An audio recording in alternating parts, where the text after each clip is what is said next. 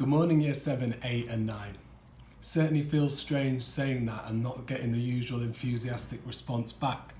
I wanted to do a short video message just to give some feedback on the Bridges thank you projects you did.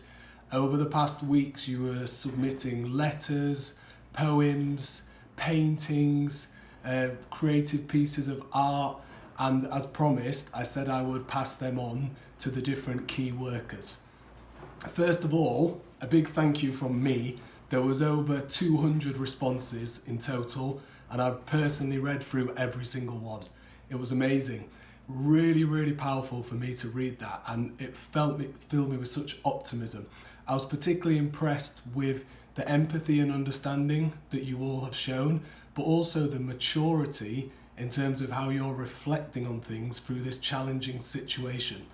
I've had some feedback. So first of all, I managed to send them to the doctors and the nurses and the other NHS staff who are working at King George's and Queen's Hospital in Romford. I had some lovely feedback. They were all very touched, and I got a special nice video from a nurse called Angela. I hope you'll get a chance to watch that video. It's very moving. Some of you chose to write to TfL, which was a really good idea. My uncle is actually a bus driver in South London, so I sent it to my uncle. He was very impressed with the quality of the communication, and he actually forwarded it up to the Arriva bus garage in East London. So by now, the bus drivers in our local area are going to have read your thank you letters, so that's really positive. We also sent them off to Sainsbury's head office.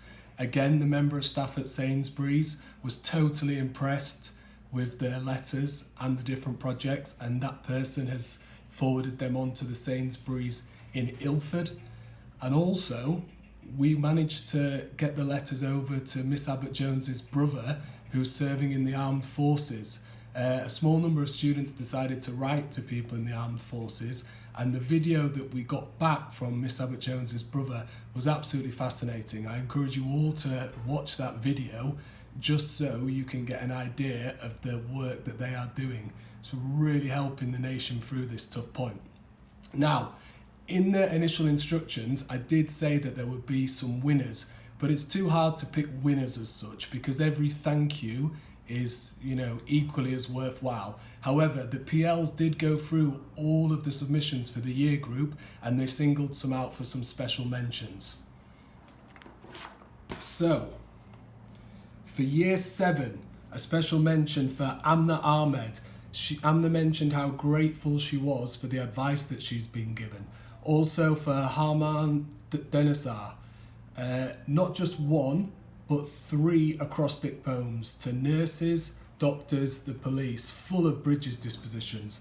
In Year 8, Eliza Noman, she wrote a beautiful poem that refers to sunshine and optimism. I remember that one. Maria Niaz, Mr. Smith described that as a heartfelt letter, and there's also a very powerful rap by Mamita Grimm. I look forward to hearing that live performance. Year 9, Armana Patel. She chose to thank those working in the food industry, believing that this group of people needed a bit more recognition as heroes. Well, I'm glad we got that letter to Sainsbury's because they've now got that recognition. And also Ashkaran Diman.